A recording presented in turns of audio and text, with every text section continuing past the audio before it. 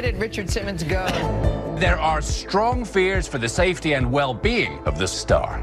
So what happened to Richard Simmons? You damage one of my droids, you'll pay for it.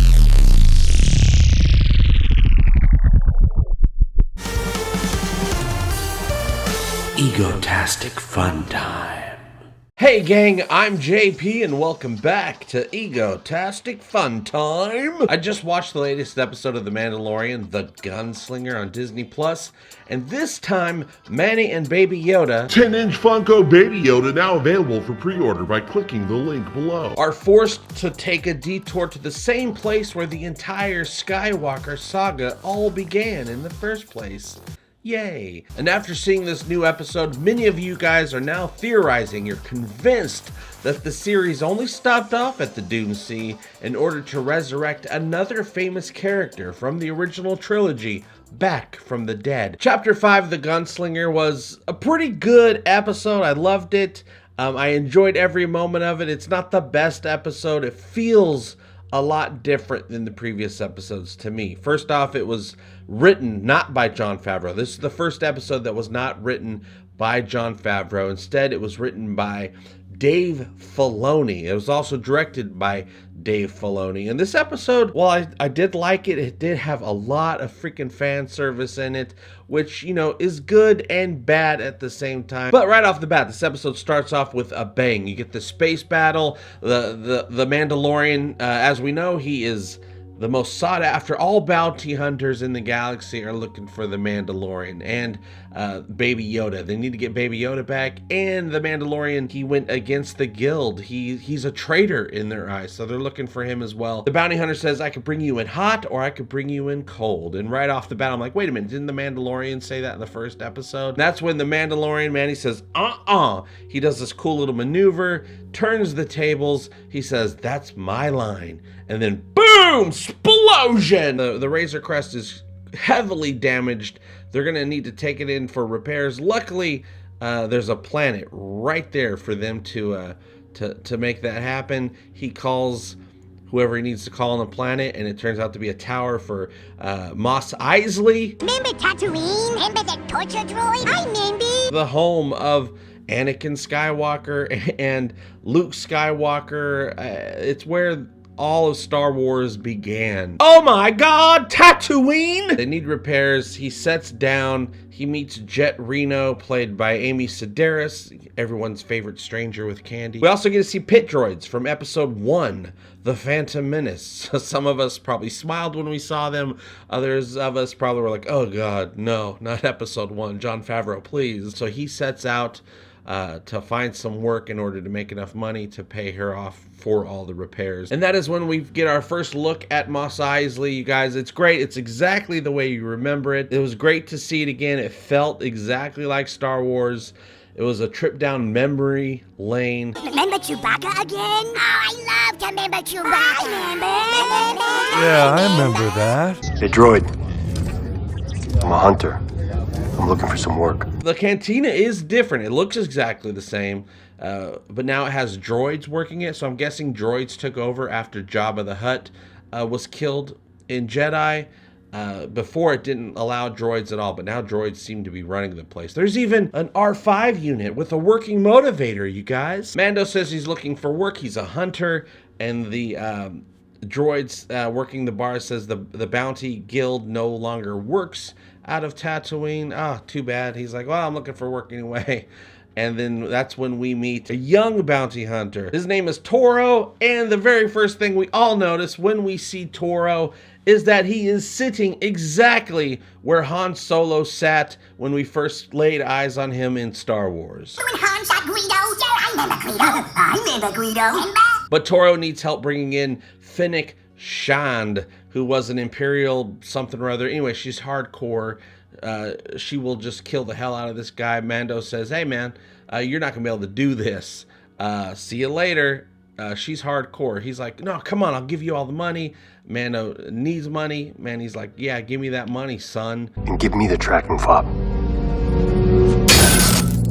Don't worry, I got it all memorized. That's not how tracking fobs work, you guys. Tracking fobs, you know, they might be able to tell you the last known coordinates or whatever, but you need it to know that you're getting closer and closer and closer. You can't just remember it, or otherwise we don't need tracking fobs, right? But man, these speeder bikes were great. I love the way they look better than any of the films that we've ever seen. Technology has caught up, I guess, and surpassed films. The speeder bikes looked incredible. They looked real. They looked like they were really floating there. Really classy, really nice to see. It got me excited to be in this universe. And then we come across Tusken Raiders. I heard the locals talking about this filth. Oh God, here we go. But it was nice. They did do something a little bit different. The Tusken Raiders, while seen by the locals as, you know, just savages and mindless creatures, right? Manny has a different point of view. He kind of sees them as, you know, the locals that are here on this planet, and everyone else is the ones that are encroaching upon their territory. That was pretty cool to see. And Manny is, you know, they're flashing gang signs at each other, doing a little bit of bartering. He trades safe passage across their territory for Toro's binocs, his binoculars. Even though they were doing some fan service when we first got introduced to the Tusken Raiders, they expanded upon the Star Wars universe with that scene, so totally worth it. While going across the desert towards their target, then we see a dewback with a dead bounty hunter in tow, you know, just kind of hanging off the side. Manny goes and investigates. Get down!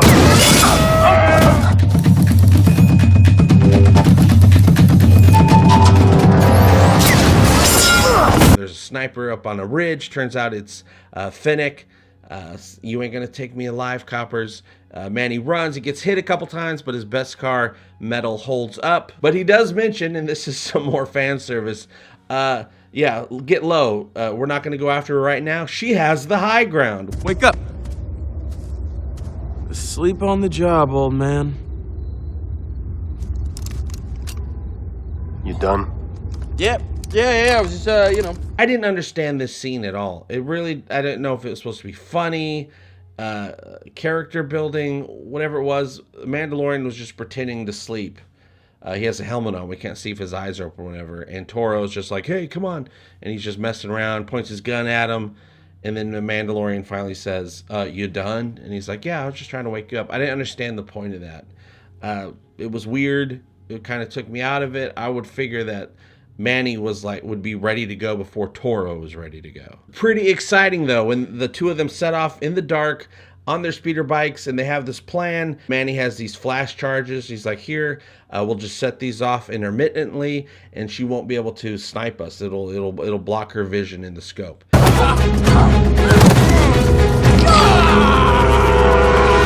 Nice distraction.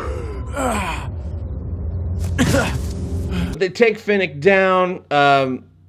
Pretty cool fight scene. The series, I've complained about this before, is dark, especially when they're indoors or if it's actually nighttime. It's really hard to see anything. I have to make sure to turn off all exterior lights when I'm watching it. And I have a nice TV, you guys. I have to make sure that the shades are drawn, everything, turn off all lights, because anything that happens indoors or at night in this series is really hard to see. I don't know why they chose to do that. Stop trying to be fancy, Hollywood. They catch her, and but now one of the bikes is destroyed. She was able to shoot one of the bikes, destroy it. They only have one bike, but there's three of them. You can get two people on one of the bikes, but you can't get three. So they need another way out of there. Watch her, and don't let her get near the bike. She's no good to us dead. You may take Captain Solo to Jabba the Hutt after I have Skywalker. He's no good to me dead. Fennec actually convinces and lets Toro into the fact that the Mandalorian is wanted. He has a very high bounty, and he has this asset that everyone's looking for. It might be a child. Toro saw Baby Yoda earlier, so he's like, oh yeah, this is the Mandalorian that they're looking for then. That bounty is worth way more, that even his armor is worth way more than the bounty on her. They should work together to take Manny down, and then he'll be a legend because Manny betrayed the guild. If he brings Manny in with that asset, Toro will be a legend amongst the guild, and he'll definitely get in. And Toro's like, yeah, totally, I agree.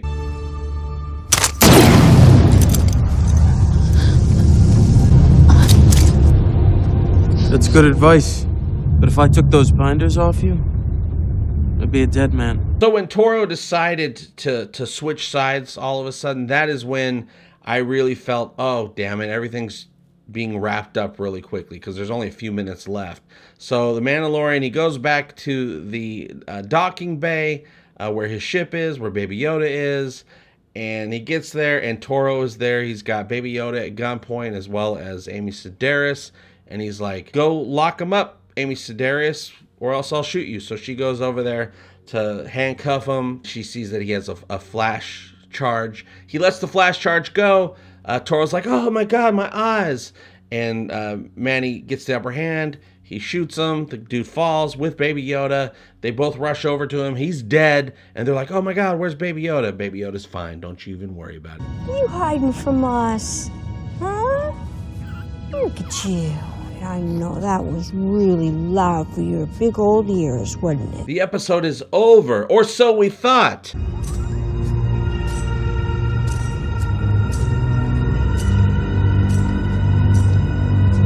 We see this mysterious figure in the dark. We just see their boots walking up to her body, and we hear this jingling sound, a very familiar jingling sound. Listen.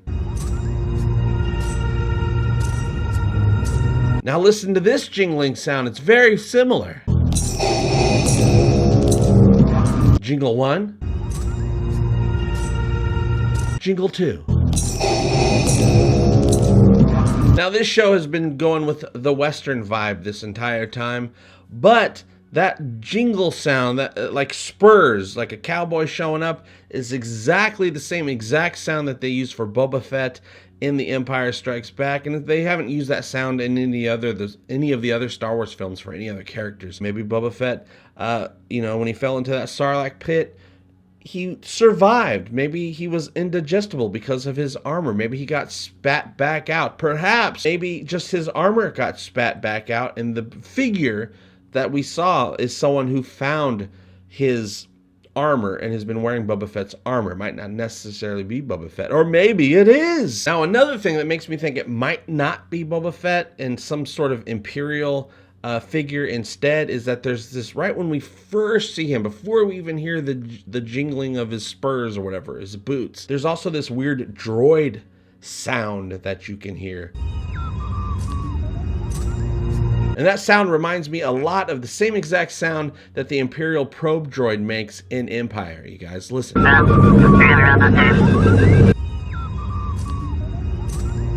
It might be Giancarlo Esposito, who's playing that character that's supposed to be showing up at some point named Moff Gideon. I'm starting to think that in season 1, we're never going to have Manny and Baby Yoda not continue to be on the run. I think it'll even end with them taking off and having to keep being on the run. I don't think we're going to get a full resolution to this story this season. I think this season is just a teaser for season 2. With so few chapters left, I'm guessing we'll just get a tiny bit of info as to why Baby Yoda is so important, and then that will carry us over into the next season, where we'll still be on the run trying to figure out the mystery of Baby Yoda, which is both aggravating as hell to me, but also I'm excited as hell to go along for the ride, you guys. Well played, Disney Plus. Well played indeed, you jerks. Hey gang, are you ready to show off your sweet love for both the Orville and Star Trek? Stop by Egotastic Tees to pick up the all-new Seth Trek Retro Tee today. Okay, that's it. That's all I wanted to talk about today, and I talked about it. How about you? Do you think we're going to see Boba Fett make an appearance at some point?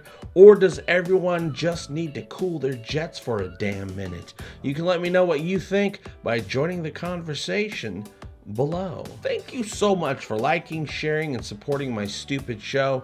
It really does mean the world to me. I'll see you very soon, and as always, I hope all your times are egotastic fun times. Love you, bye-bye. Egotastic fun time, we're gonna have a great time. Egotastic fun time, give me all your money. Give him all your money. You will find it funny.